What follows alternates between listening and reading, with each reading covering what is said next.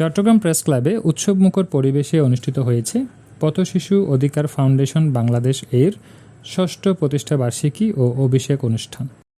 Mohammad Faizul Alam Prince ও সানজানা নাজনীন তন্নির সঞ্চালনায় অনুষ্ঠানে প্রধান অতিথি হিসেবে উপস্থিত ছিলেন চট্টগ্রাম প্রেস ক্লাবের সদস্য সচিব জাহিদুল করিম কোচি এবং প্রধান আলোচক ছিলেন মোহাম্মদ শওকত হোসেন পিপিএম।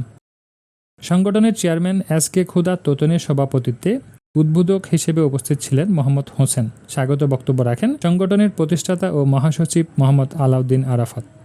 অনুষ্ঠানে বিশেষ অতিথি হিসেবে উপস্থিত ছিলেন চট্টবাণী পত্রিকার সম্পাদক ও প্রকাশক, মাই টিভি চট্টগ্রামের ব্যুরো প্রধান হাজী মোহাম্মদ নুরুল কবির, মোহাম্মদ আলী, আর.এস.এম. নিজামুদ্দিন, কামরুল হুদা খান পারভেজ, হাজী লায়ন মোহাম্মদ জসিমউদ্দিন, মোহাম্মদ জাহাঙ্গীর আলম এবং এম.এ. রাশেদ মাহমুদ।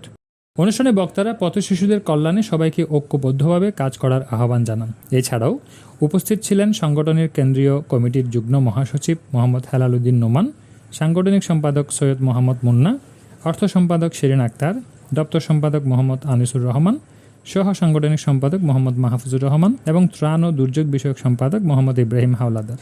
এছাড়াও অনুষ্ঠানে কর্ণফুলী উপজেলা শাখা ও বন্দর থানা শাখার সদস্যবৃন্দ সহ অসংখ্য স্বেচ্ছাসেবী উপস্থিত ছিলেন।